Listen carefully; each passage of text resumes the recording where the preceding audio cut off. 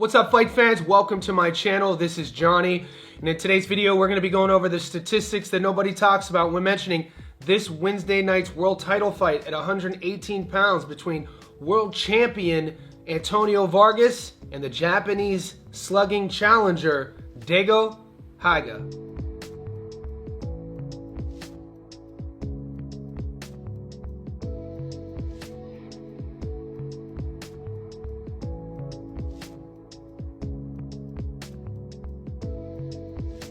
Guys, before I continue, I want to say thank you to all the new subscribers. Thank you to everybody who's been with me since day one. If you haven't already, could you please remember to hit subscribe? Could you also like this video? Go down to the bottom of your screen right now, find the bell notification button, hit that so you never miss a video. Also, guys, a couple weeks back, we launched our Johnny Says Boxing Insider VIP membership. It's a couple dollars a month.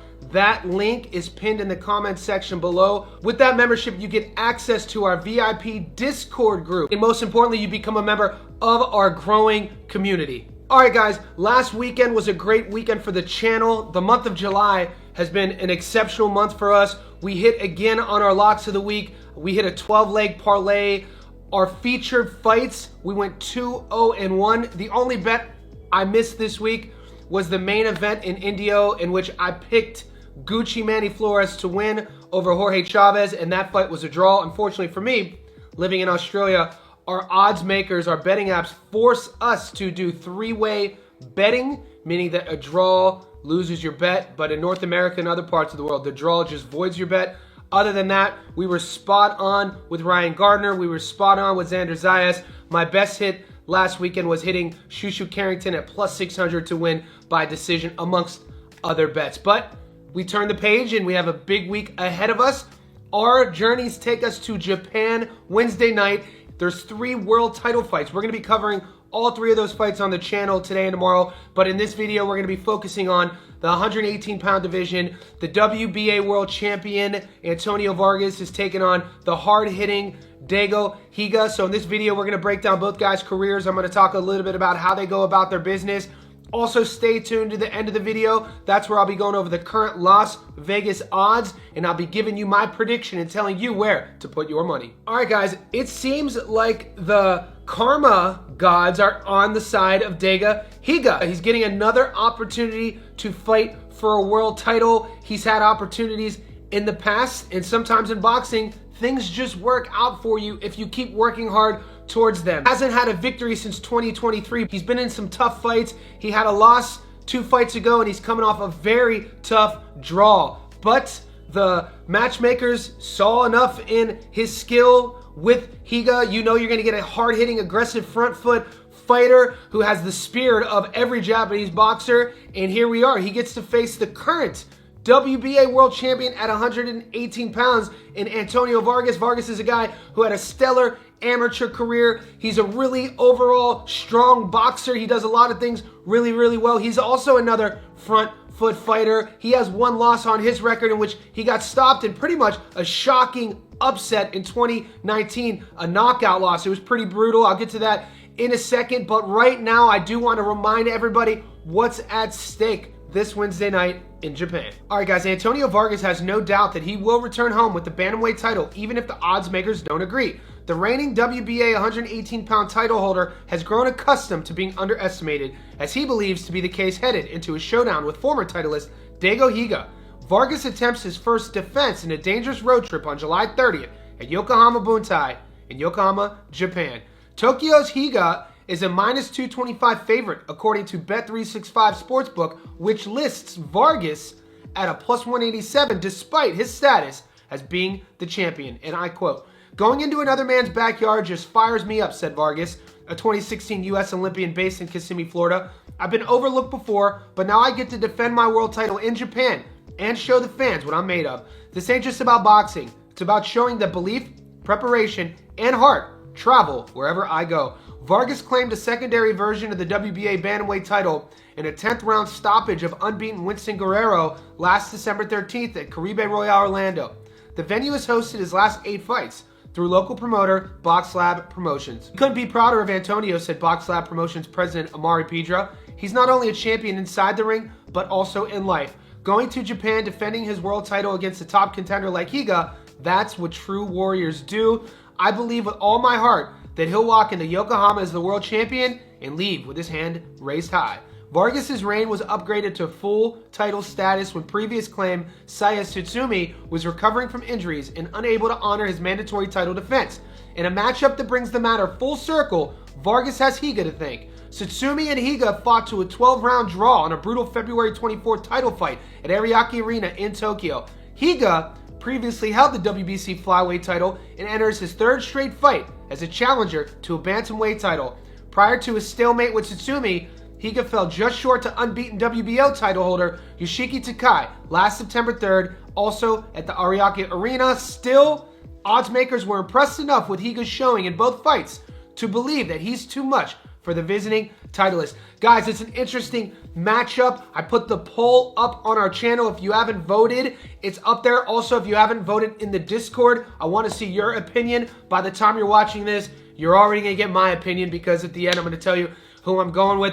I really like Antonio Vargas. I've talked about him on the channel before. He's a young, confident fighter. He comes with a storied amateur pedigree. Like I said, he does a lot of things really, really well. Both fighters have their blemishes. With Vargas, you can't talk about the world champion without talking about that one-punch knockout first-round loss back in 2019. Since then, he's reeled off 10 wins in a row. He was young then, and he's a world champion. Say what you will about the knockout. It's tough for a lot of people I've spoken to get past that. We've seen him dropped multiple times. We've seen him buzz in recent fights. Then again, we've seen him drop and actually get back up and win fights. So the kid is a true warrior. He's going to be there to get hit. He likes mixing it up. 118 pounds, guys, is one of my favorite divisions. With Higa, he's another big puncher. He's probably going to have the power advantage. He's going to probably have the work rate advantage when you look at his volume. He puts his head down. He likes to put his head on his opponent's chest and throw big hooks over the top of the guard. We've seen him stopped before. 2 of the 3 losses he has had, though, have been against southpaws, guys who have kind of waited on the back foot, waiting for the counter, and picked him apart at that distance. In terms of what the matchup presents in Vargas, this is why people are really excited, because Vargas isn't going to take a step back. These guys are going to be right in the middle, exchanging, and it's going to come down to power, punch placement, and the overly most important word in this matchup, durability. Right now, I do want to take a closer look at Daigo Higa and see what he's been up to in his career. Guys, Daigo Higa is 21-3-2 with 19 knockouts. He has been stopped once out of 1,175 fighters in the world at 118 pounds. He's ranked number 11. He's fought a total career of 148 pro rounds and carries into the ring a 90% career knockout to win ratio. The 29-year-old Japanese fighter is a 5'4" orthodox fighter with a 64-inch reach. He was born in Urasawa, Okinawa, Japan, but calls Tokyo, Japan home.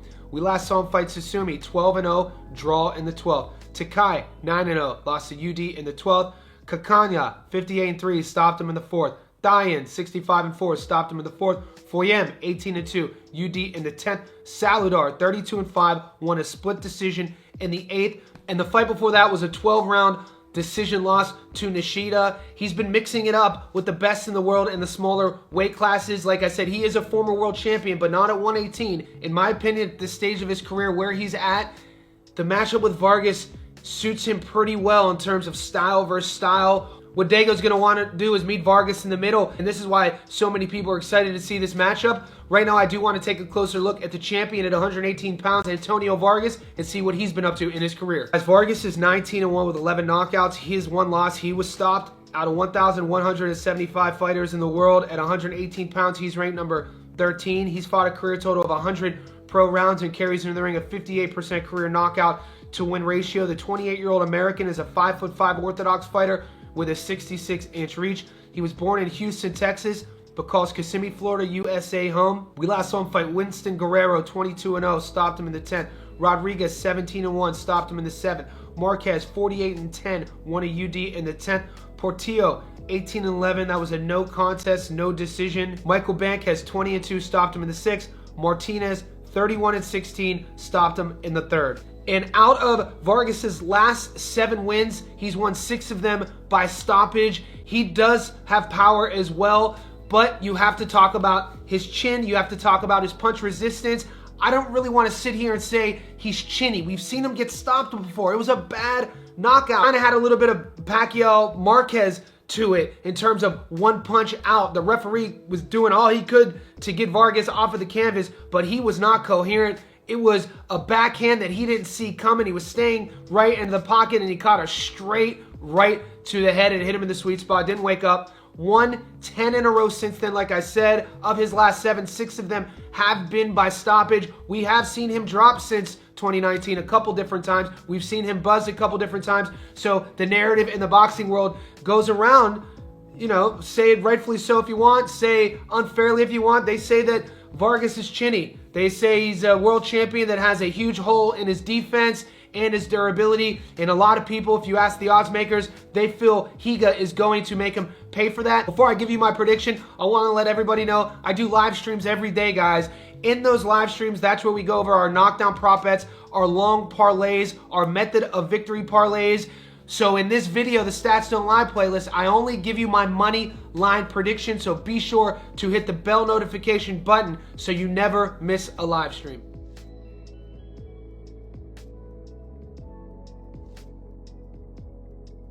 Guys, let's pull out our betting apps. Wherever you are in the world, the app I use down here in Australia is called Sportsbet.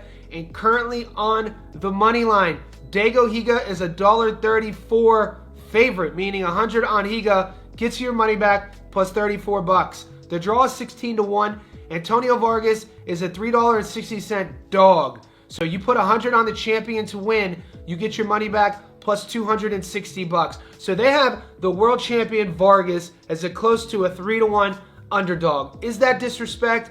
Is that because Vargas, this will be his first time ever traveling out of North America for a fight? Never fought outside of North America. He's fought before in Puerto Rico, and a lot of his fights happen in Florida. It could be that. It could also be the stylistic matchup with Higa. We know what Dago presents. We know his style. He's going to be a hard worker. He's going to have a lot of volume.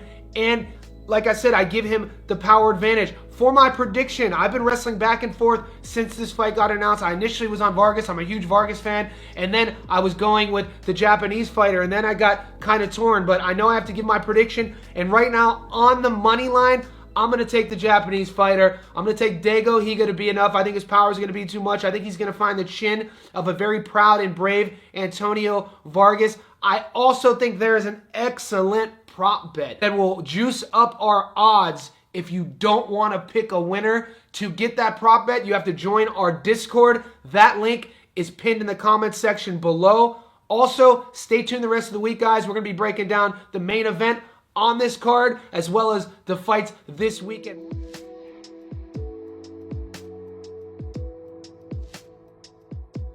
What's up, fight fans? Welcome to my channel. This is Johnny, and in today's video, we're going to be going over the statistics that nobody talks about when mentioning this Wednesday night's world title fight in Japan at 112 pounds between Kenshiro Teraji and Ricardo Sandoval.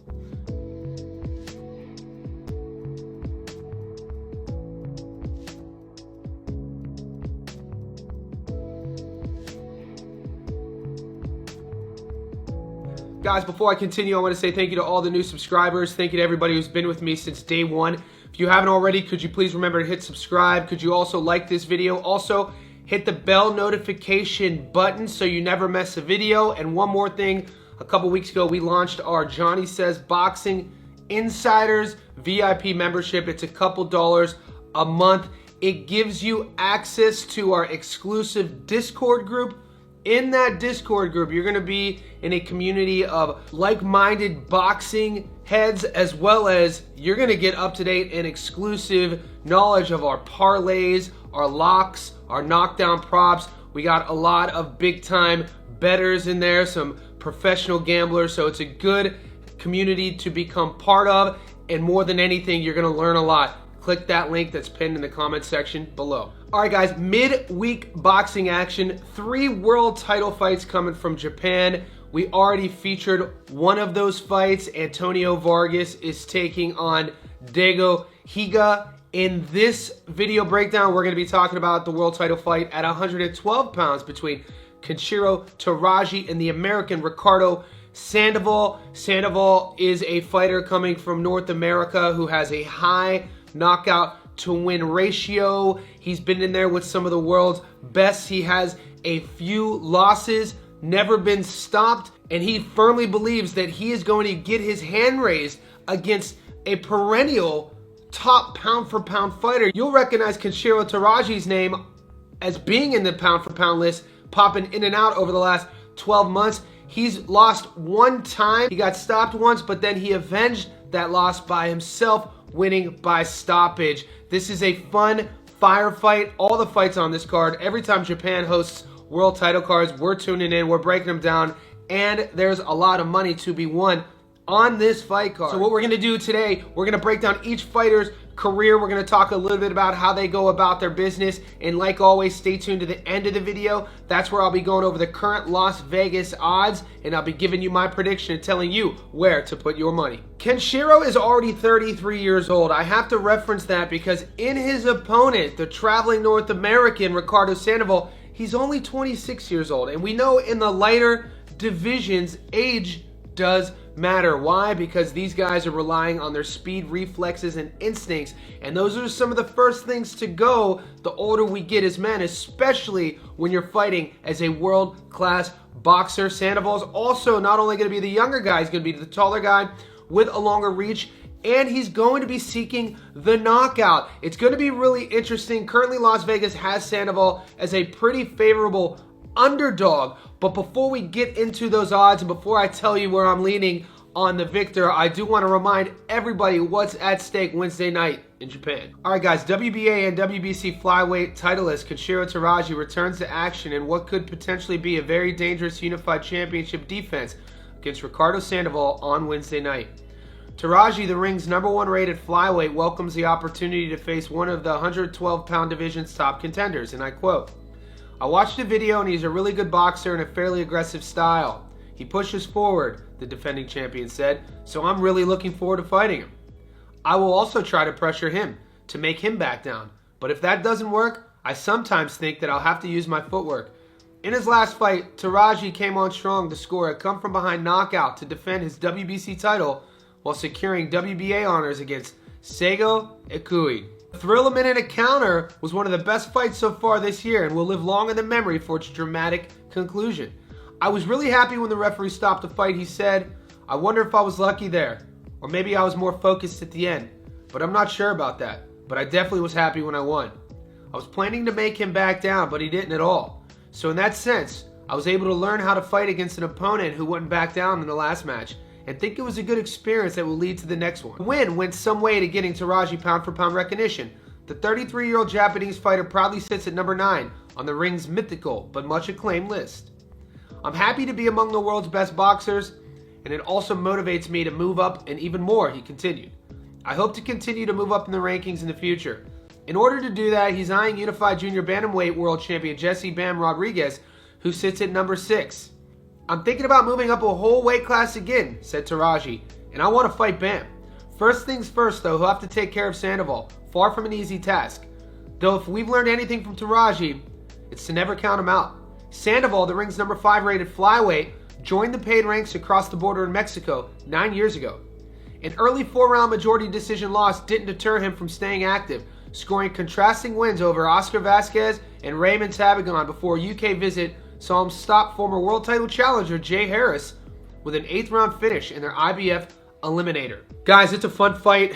It's another one of these close fights to predict. Another one where going into this breakdown, I'm a bit torn. Just like yesterday's prediction of Antonio Vargas versus Daigo Higa, I'm a huge Antonio Vargas fan, but having broken the tape down and really taking my approach in terms of gambling, the advice my father once said, "Johnny, always bet with your wallet, never with your heart," I ended up picking Higa to beat Vargas, so we'll see what happens there. In this fight, same way, I like Kenshiro, I've been watching him for a long time, but also Ricardo Sandoval, a young knockout artist, the taller guy, the longer guy. I think the odds are a bit unfair at the moment. We'll get to those in a second, but right now, let's take a closer look at the 26-year-old and see what he's been up to in his career. Guys, Ricardo Sandoval's 26-2 with 18 knockouts. Out of 779 fighters in the world at 112 pounds, he's ranked number 6. He's fought a career total of 155 pro rounds and carries into the ring a 69% career knockout to win ratio. His adoring fans call him El Nino, and the 26-year-old American is a 5'6" orthodox fighter. He was born in Montclair, California, but calls Rialto, California, USA home. We last saw him fight Henderson, 10-0, UD in the 10th. Gomez, 24-4, stopped him in the 10th. Butrago, 38-12, stopped him in the 8th. Sandoval, 37-3, won a UD in the 10th. Santamaro, 22-1, won a UD in the 10th. Ortiz, 17-6, stopped him in the 2nd. In the fight before that, he lost a majority decision, but then obviously went on this winning streak that has propelled him into a world title fight at 112 pounds against a top pound-for-pound guy. Sandoval, 26 years old, hard puncher. He's likes staying in the pocket. He likes fighting off of his front foot. We are going to get fireworks. Expect Teraji to do the same thing like I already told you. If you've ever watched tape on Teraji, the one thing that he doesn't do that well is move his head off the midline, and he's just like a lot of these Japanese fighters, very proud in a sense of how and where they put the fight and take the fight. So this is going to be interesting. We're going to see a test of wills, and we're going to see who is the most durable at the end of it. And the word durability is a word that I want you guys to keep in your mind with all these fights Wednesday night, because I think that's what it's going to come down to. These guys are all going to be fighting with pride, and we're going to see who's going to be standing at the end. Let's take a look at Teraji and see what he's been up to in his career. Guys, Kenshiro Teraji's 25-1 with 16 knockouts. His one loss, he did get stopped, but like I said, he avenged that loss. Out of 779 fighters in the world at 112 pounds, he's ranked number 1. He's fought a total career of 197 pro rounds and carries into the ring a 64% career knockout to win ratio. His adoring fans know him as the Amazing Boy, and he is the WBC World Flyweight Champion. The Japanese fighter is 33 years old, and he stands at 5'4" with a 64.5-inch reach. The Orthodox fighter was born in Joyo, Kyoto, Japan, and calls Uji, Kyoto, Japan home. We last saw him fight at Kui, 21-2, stoppage in the 12th. Rosales, 37-6, stopped him in the 11th. Gonzalez, 26-1, won majority decision in the 12th. Butler, 35-4, stopped him in the 9th. Alascuaga, 5-0, stopped him in the 9th. The Alascuaga win was a huge win. That was a fun fight. Just watch his last fight, fight of the year, contender. He's super exciting, like I said. A lot of action, a lot of output, a lot of volume, a lot of pride. He has power in his hands. He doesn't move his head a lot. He takes a lot of shots. These guys do. Think about how Sasaki looked against Brian Norman Jr. Similar sort of thing. Stands there, takes shots, and it works until it doesn't work. We've seen Teraji get stopped before. He did avenge that loss, and he won by stoppage. His only loss, he got stopped late, and in the rematch, he got him out of there in the 3rd. When I look at these guys side by side, it's hard to not bring up the youth. And usually when I'm leaning on my winner, I kind of always side with the younger fighter. But unless it's one of these instances where we see Teraji show up Wednesday night and he all of a sudden looks aged, you got to expect the pound-for-pound fighter to be at his best. Sandoval will be the taller guy, the longer guy.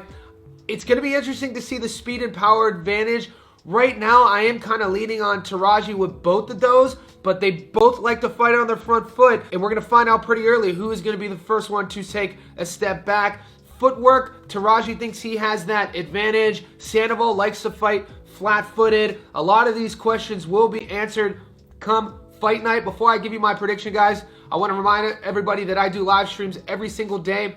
In those live streams, that's where we go over our over and unders, knockdown props, our long parlays, our method of victory parlays. So make sure that you tune into those live streams. In these stats don't lie breakdown videos, you're only going to get my money line prediction.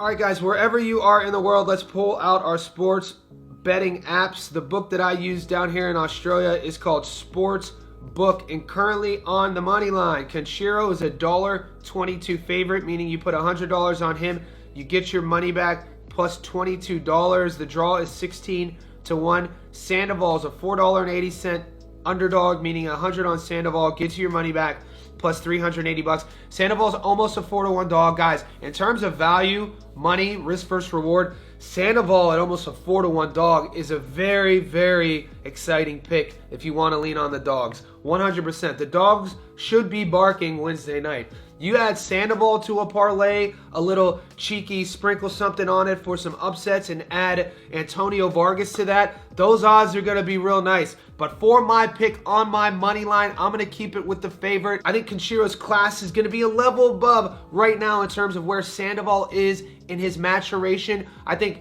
he's going to take a lot from sharing the ring with a pound-for-pound guy, but I'm fairly confident that the belt should stay in Japan, and moving forward, we could possibly see a fun fight between Bam and Kenshiro, 2 pound-for-pound guys, and only time will tell. Guys, you don't have to agree with me. Let me know in the comment section below. Do you see the Japanese fighter winning, or do you think the 26-year-old Sandoval is going to be upset-minded and take that belt home back to America?